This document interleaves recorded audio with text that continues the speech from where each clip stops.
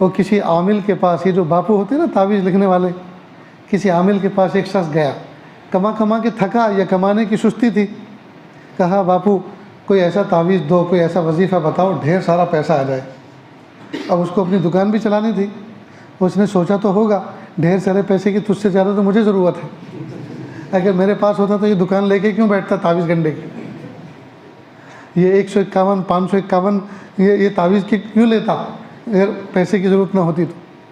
तुझसे ज़्यादा तो मुझे ज़रूरत है, लेकिन जब तू आया है मुर्गा बन के तो ला अब तुझे ज़िबा करता हूँ। ठीक है, एक वजीफ़ा बताता हूँ। दरिया के किनारे चांदनी रात में 40 दिन तक ये वजीफ़ा पढ़ना है। अब चूँकि उस वजीफ़े पे कुछ मिलने वाला तो है नहीं, ये खुद जानता है, इसलिए कि अगर इतना भारी वजीफ़ा इसके पास होता तो यही ना पढ़ लेता। इसे पता है कि कुछ होने वाला तो है नहीं, लेकिन अपना भरम बाकी रखना है, तो ऐसा पख लगा दूँ साथ में ताकि ये उसको पूरा ना कर सके। और जब पूरा नहीं कर सकेगा, जब कुछ मिलेगा नहीं, तो मुझसे कंप्लेन करने, शिकायत करने नहीं आएगा। चुनांचे कहा देखो ये 40 दिन तुम्हें ये वजीफ़ा करना है समंदर के किनारे पैर पानी में डालकर, लेकिन ख़बरदार बंदर का तसव्वुर मत करना, बंदर का तसव्वुर मत करना।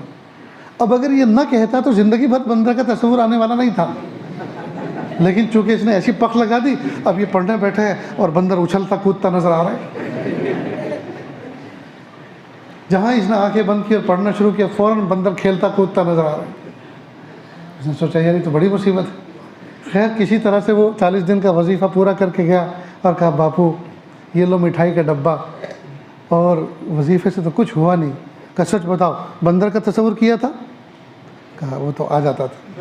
तो कहा फिर वजीफ़े में तासीर कहाँ से आएगी, मना किया था ना। देखो अपना भरम रखने के लिए एक शोशा छोड़ दिया।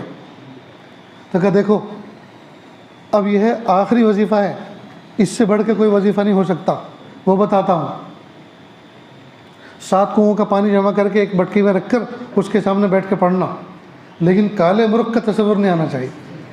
अब देखिए फिर काला, अब वो न कहता तो काले मुर्ग का तसव्वुर कभी आने वाला नहीं था, लेकिन कह दिया। अब वो मुर्ग जो है वो कुकड़ू कुक करता आ रहा है।